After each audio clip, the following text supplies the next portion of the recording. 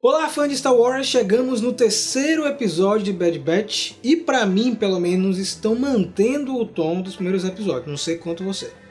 Eu acho que esse episódio ele já não seguiu aquele modelo mandaloriano, né? Que é uma ação, um mais lento, porque ele foi, de novo, um pouquinho mais lento, né?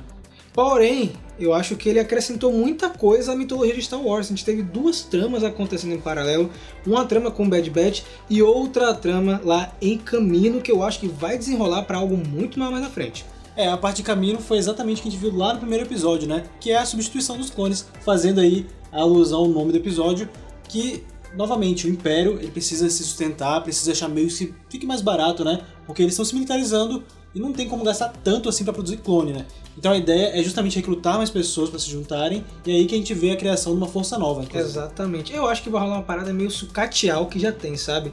Como eles vão fazer essa transição, muita coisa vai ficar parecido com o que a gente viu lá em Nova Esperança. Então a gente tá vendo essa transição aí de República para Império. Mal sabem eles aí, né? Que eles estão perdendo todo o poder de tiro deles, porque clone sabe atirar. Nossa, quem cara. não sabe atirar é Stormtrooper. Daqui a alguns anos eles vão se arrepender de ter trocado, né? Quando eu tava assistindo com o Ana o episódio, eu tava falando, não tirem os clones. Quer dizer, na verdade a gente quer que eles tirem, pra eles perderem, né? Mas também, pra força militar, não é interessante eles substituírem os clones, que são muito bons, né? A gente tem esse episódio, como o Dudu falou, uma nova elite de troopers surgindo. Interessante que eles colocam o Crosshair encabeçando a liderança da equipe. É esquisito ao mesmo tempo, porque eles querem se livrar dos clones, mas mantendo um clone que foi melhorado. E o que até deixa assim um pouco de... cria uma situação no Camino, né? Porque Camino sabe que eles vão perder a força deles aí, perder esse dinheiro constante vindo nessa renda.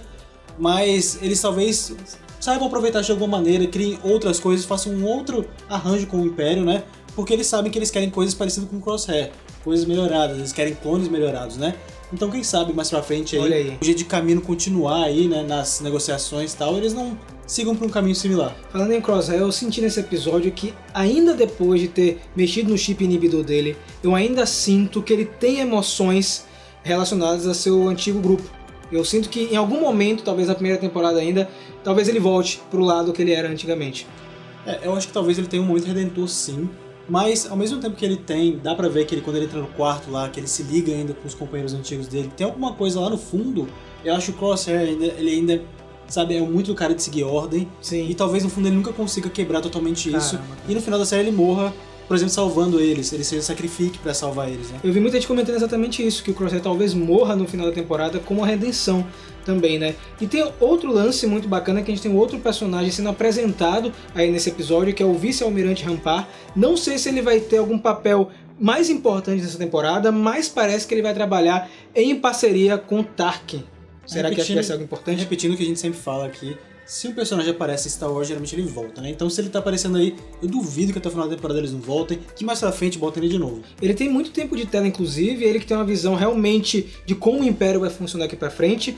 E você falou em Camino, teve outra coisa que me chamou a atenção lá no final do episódio, a gente vai fechar essa parte de Camino pra ir pra parte de Bad Batch, é que parece que os caminoanos têm alguma coisa ainda, algum truque na manga envolvendo clonagem. Eu fiquei naquela expectativa que eles iam mostrar alguma coisa no final do episódio, mas não mostraram nada. Você sentiu que tem alguma coisa rolando por debaixo dos panos? Com certeza. E talvez ainda tenha alguma coisa a ver com a Omega, né? Pode ser que eles estejam guardando pra revelar mais pra frente e não estragar a surpresa aí. Falando em Omega, lá na outra parte do episódio, gente, lembrando que isso acontece em paralelo, tá? Não é episódio diferente não, é o mesmo episódio.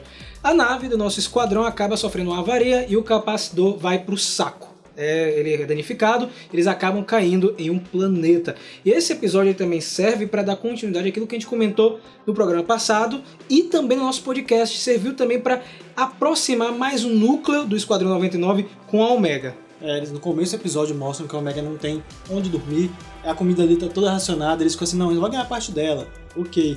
E no final do episódio o ciclo se fecha quase, né? Porque ela ganha o quarto dela, ela tá mais aceita na equipe. E, inclusive foi uma coisa que a gente comentou lá no podcast, que eu falei que eu não achei que a Omega seria só mais um Grogu na equipe, seria mais uma dependência. E a gente vê nesse episódio, né, que ela tá aí atuando ativamente, sim. E eu tenho certeza absoluta que até o final da série ela vai atuar mais e mais como uma parte da equipe. Ela nesse episódio foi também crucial pro desfecho, pra eles recuperarem o capacitor, né? Lá no primeiro episódio ajudou a escapar de Camino e agora ela conseguiu recuperar a peça de uma criatura que vivia no planeta. Essa minha tem alguma coisa, viu? Ela salvou eles ali, né? Naquele planeta isolado ali onde eles estavam. Provavelmente eles iam morrer, então eles devem muito a ela ali nessa situação. E, como eu falei, a Omega tem uma participação importante, ela vai ter um papel muito mais importante, como a gente falou já antes, né? Que deve ter alguma coisa por trás dela aí que eles estão guardando com o caminho e tal. Mas eu gostei, por mais que o episódio tenha sido um pouco mais lento, eu esperava um episódio um pouco mais agitado dessa vez. Eu acho que eles estão conseguindo introduzir bem os personagens, sabe? Entrosar eles bem também, que é importante. Porque sempre que você trabalha com criança em série é um pouco complicado, né? Sim, com certeza. Pode ser que tem gente que odeia, assim, ver a criança e falar que saco, é só pra encher, sabe? Encher o saco assim mesmo.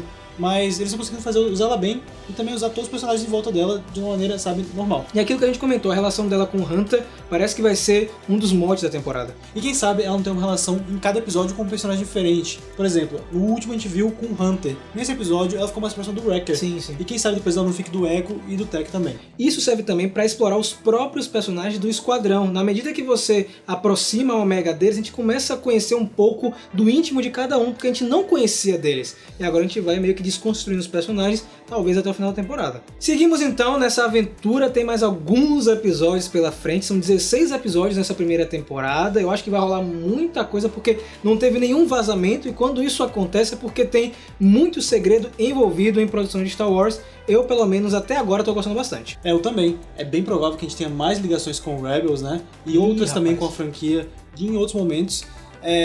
Eu acho que vai ser uma coisa que vai ser construída aí. Como você falou, tem muito episódio, muita coisa pra acontecer. E eu tenho certeza que com o Dante Filoni aí vai ter muita coisa boa. Olha aí, então fica ligado aqui no Mega Hero, porque toda semana tem análise de Bad Batch aqui comentando os detalhes. E você que tá do outro lado também pode participar dessa discussão, deixando aqui nos comentários o que é que você achou do episódio de hoje. Coloca aí com a hashtag Squad dos Heróis. Não esqueça, é claro, de seguir a gente nas redes sociais, principalmente Twitter e Instagram, @MegaHeroOficial. E a gente se vê no próximo vídeo. E desperte herói, que é você.